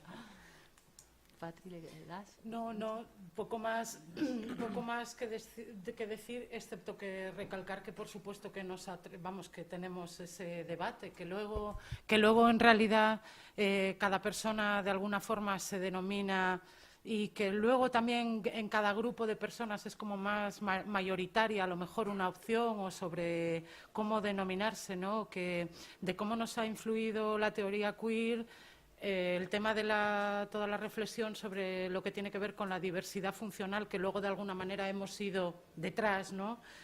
Apuntándonos un poco a todo eso, o ya finalmente la teoría tullida, ¿no? Como una posición más radical y que desde luego es por ahí por donde te digo, donde nos enfrenta a un montón de contradicciones, porque verdaderamente ponerse a pensar ahí y estando en nuestras situaciones vitales a veces resulta súper injusto. Quiero decir que prefieres a lo mejor que se te valore desde una perspectiva capacitista porque tienes que encontrar una salida, un empleo, en fin, a lo mejor tomar posturas a nivel vital que tienen más que ver con lo que realmente crees a nivel ideológico, pero que es muy comprometido tomar, ¿no? Yo, vamos, le respondería también a Maite, perdón, a Amalia lo mismo, un poco en el sentido de que lo que se pretende un poco es también resignificar esas palabras para que se desprendan de un contenido peyorativo, ¿no? Estoy totalmente de acuerdo porque es vuestra posición, pero entendéis la nuestra, que es los que trabajamos con cuidado en general, ¿no? Y hay personas de nuestro colectivo que también se sienten ofendidas o que se sienten, por ejemplo, súper cosificadas cuando Colina viene aquí y dice el psicótico, o los títulos de los cursos son el trato con el psicótico. Es cierto que tiene su tela, ¿no? Ya la propia palabra también antipsicótico como publicidad de algo que en realidad se llama neuroléptico, antipsicótico, ¿no? Antidepresivo, anticanceroso, no sé si podría, que tiene cabida también, ¿no? Bueno, sobre los tipos de cuidados, yo creo que igual podéis contestar sobre qué tipos de cuidados se pueden aplicar en los colectivos. Yo solamente por decir que en nuestro caso teníamos una figura que nos parecía que nos podía servir de ayuda, que era la figura de la supervisión, es decir, el tener personas desde fuera que de alguna manera nos pudieran aportar alguna visión y nos pudiesen ayudar a resolver algunos de los conflictos. Pero bueno, no ha sido suficiente, pues también lo digo. Que habéis tenido, ¿no? Sí. Conflictos. Sí, claro. Yo creo que se pueden gestar desde distintos modelos y distintas posibilidades. Eso depende de las circunstancias, ¿no? No estar cerrado a ninguno. Y uno de los objetivos es no tener prevista la organización, que se vaya autogestionando la organización. Entonces, es imposible decir esto o esto otro. En general, cuando el sistema sanitario estuvo trabajaba más con técnicas de supervisión, ¿no? Pero ahora que se intenta hacer otra cosa, no sabemos.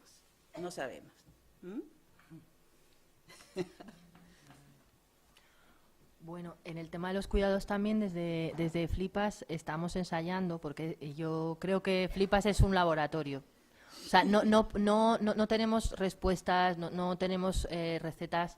Los grupos de apoyo mutuo, como idea que empezó en el colectivo a ocupar el espacio de los cuidados colectivos, o sea, como que empezó como germen de esa idea de que lo primero era también cuidarnos y cuidarnos en colectivo. Los grupos de apoyo mutuo tienen unas dificultades bastante tremendas porque las personas que muchas veces lo forman atraviesan situaciones muy complicadas a las que muchas veces no se sabe cómo dar respuesta y nos quedamos cortos. Y una de las grandes reflexiones del colectivo fue en un momento dado darnos cuenta de que no llegábamos cuando las crisis se planteaban entre los miembros del grupo y que seguía siendo necesario recurrir al sistema de salud mental y a los ingresos, porque no había porque realmente lo que frena y contiene que una persona llegue a ingresar y llegue a pasar por esa experiencia tan traumática es la red de la persona en concreto, que tenga también más allá del propio grupo de apoyo mutuo, que en realidad son relaciones muy jóvenes entre personas que tienen una intencionalidad pero que también acaban de conocerse en una experiencia además que el resto del contexto de la persona muchas veces no sabe cómo responder. Por eso es tan importante el cambio de la cultura y el cambio de que cualquiera, que sea un primo, sea un amigo, sea una vecina, sepa cómo de alguna manera puede intentar contribuir a que esa persona se adueñe de su propia locura, sea su propia guía.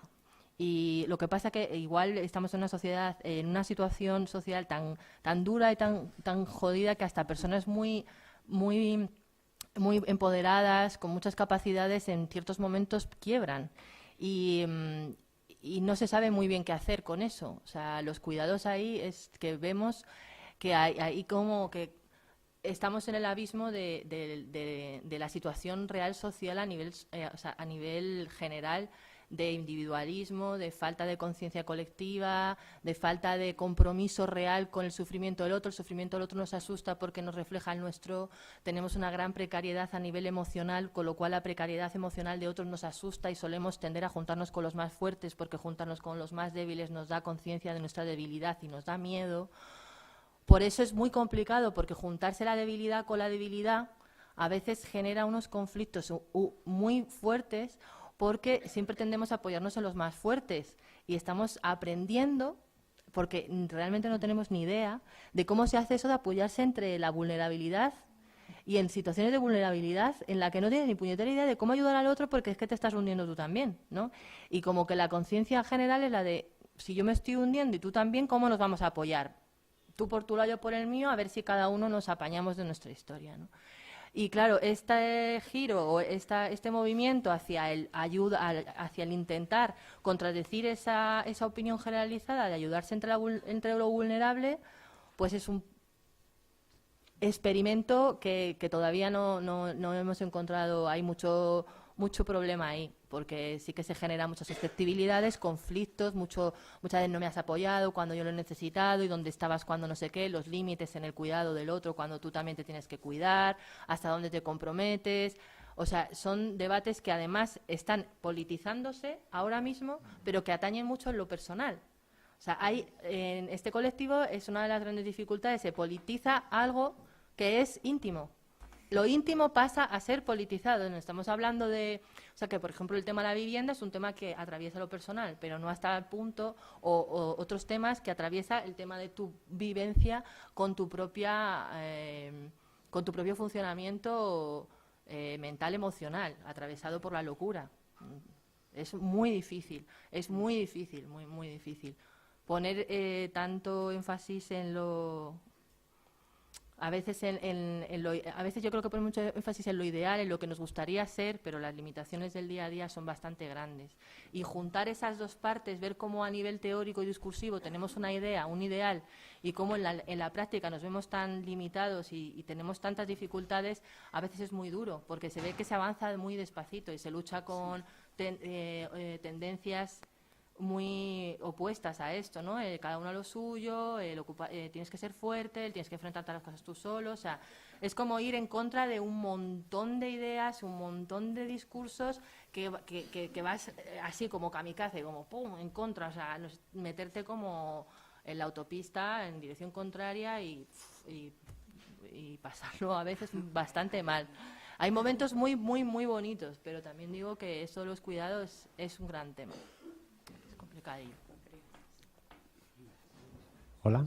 Bueno, que nosotros hemos estado hablando de las 37 propuestas esas que habíais hecho en el escrito, que nos habían encantado las 37 propuestas y queríamos saber un poco cómo va eso, ¿no?, en vuestras negociaciones. Fatal.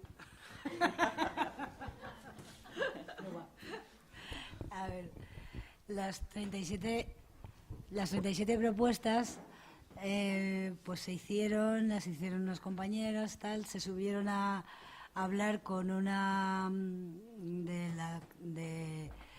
la Comunidad de Madrid, que en ese momento se prestó a escucharnos, nos dio una palmadita en la espalda como de costumbre, claro, dijo que sí, muy bien, me ha gustado mucho, y no hemos vuelto a saber absolutamente nada de ella, por supuesto.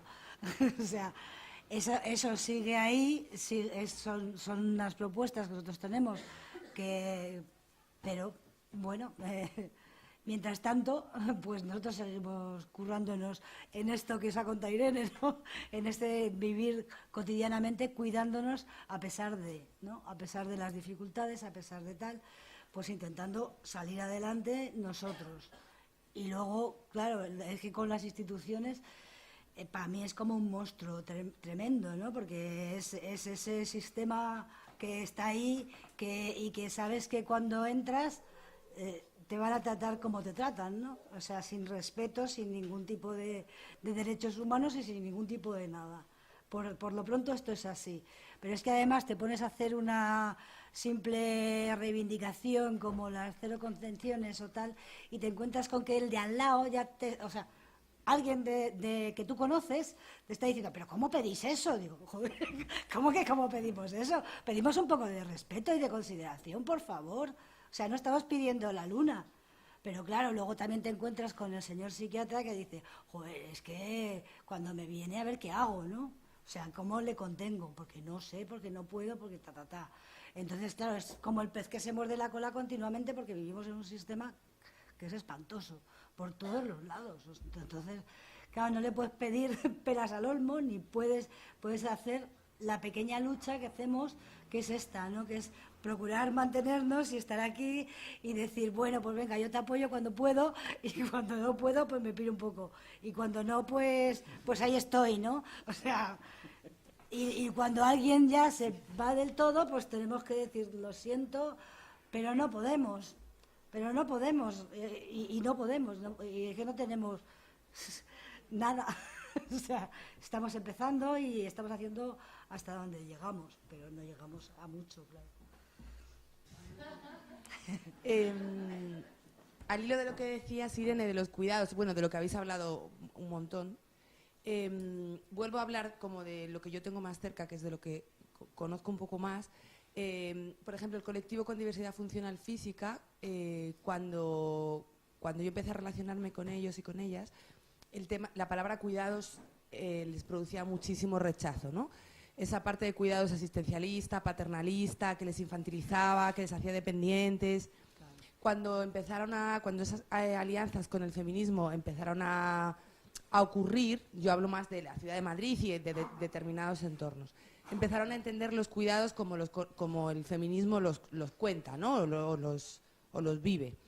Y desde ahí empezaron a entender a qué nos referíamos un poco, ¿no? Cuando hablábamos de cuidados. Entonces, mi pregunta va un poco por ahí. Antes tú hablabas de cuidados entre las personas que formáis parte de este colectivo, pero ¿qué onda con los cuidados que vienen de fuera? ¿Me explico? ¿Sí? Pues, bueno, ahí es como súper importante, yo creo que a dos niveles. Súper importante tener en cuenta dos niveles. El nivel cuando la persona está en una crisis muy grande, estamos dándonos cuenta de que no sabemos cómo hacer, ni con ayuda de fuera, ni con ayuda de dentro. O sea, que faltan recursos que no sean institucionales, o sea, que no sea el ingreso psiquiátrico, donde la persona pueda curar o descansar o atravesar ese momento de crisis. Hay iniciativas, hay una historia que está en juego, por ejemplo, o sea, que está en la imagen, en el imaginario y en el deseo de muchas de nosotras y de nosotros, que son unas casas de reposo que fueran unidades de descanso en el campo, donde no hubiera un psiquiatra que estuviera medicalizado, simplemente tuvieras un espacio tranquilo donde irte a desconectar unas semanas de la mierda de vida que puedes estar llevando para que hayas llegado a tener una crisis. Porque la crisis viene cuando tu vida está en un momento tan jodidamente chungo que explotas, y la manera es a veces de delirar, y en estas cosas como que no hay recursos, no sabemos cómo hacer ni con ayuda externa ni entre nosotros, y ahí faltan como experiencias y proyectos que estén fuera de la institución médica y que salgan quizás de medio proyectos como por ejemplo la colectiva, pero en vez de plano formativo, en un plano de una asistencia en esos momentos. Pero bueno, estamos muy al principio, todavía no. Sí que hay un proyecto que se llama La Casa Polar, si queréis curiosear, que es bastante interesante, Polar. Pero todavía no ha acabado de nacer, todavía no existe, pero sí que está en proyecto, y se pretende eso, que sea pues como una casa, como digamos un hospital ideal, ¿no?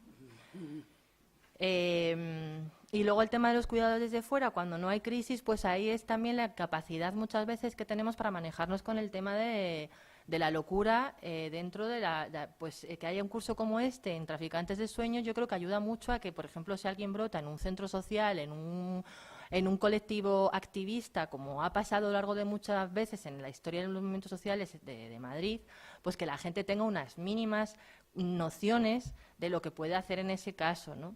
Hay una guía que se llama Saldremos de esta, que la tenéis en los materiales, por ejemplo, que es muy básica a la hora de poder acompañar a un amigo tuyo, ¿no? Dices tú, de fuera del colectivo, un amigo no loco, que de repente tiene que acompañar a un loco o a una loca. ¿Y cómo hace? Bueno, pues poco a poco van saliendo materiales que te ayudan a no decir, pues le ponemos en manos del psiquiátrico o está teniendo una crisis, no sé, qué raro está, qué antipático, qué borde, paso de él. Como que muchas veces se interpretan rasgos de sufrimiento psíquico como rasgos de carácter y se da a la persona de lado cuando quizás esa persona lo que está necesitando quizás es un contraste, lo estoy explicando, ¿no? Más o menos. Y yo creo que es, pues para eso es tan necesario la cultura, el cambio de la cultura y la extensión de esta forma de ver la locura de una manera mucho más integrada y digna y necesaria también. Vale, pues antes de cerrar, como es el cumpleaños del compañero, que quería hacer una última intervención. Os voy a perdonar la lectura de lo que he escrito a cambio de que hay una figura en el feminismo comunitario que nació en Bolivia, no me voy a extender mucho, y se ha extendido por varios países latinoamericanos, que es amigo de. Yo no soy el único amigo de. Yo he participado en un taller, por supuesto, impartido por mujeres. Entonces tenemos el encargo, por parte de este feminismo, los varones, de dirigirnos a otros hombres para invitaros a que el día de esa huelga no tiene sentido que luego se quedan en casa para atender a los niños. Que en la medida de las posibilidades de cada uno, porque tampoco sabemos cuáles son las posibilidades, lo ideal sería que siempre que sea posible que la huelga sea total. Me pongo como ejemplo, ayer en la celebración de mi cumpleaños, como tengo 10 nietos, yo me he ofrecido a mis hijos, para llegar al caso, quedarme yo con mis nietos, la comida, lo que haya que hacer. Entonces, la manera de colaborar no es ponernos a liderar el feminismo, porque sería contradictorio, pero es una manera de apoyar, nada más. Gracias.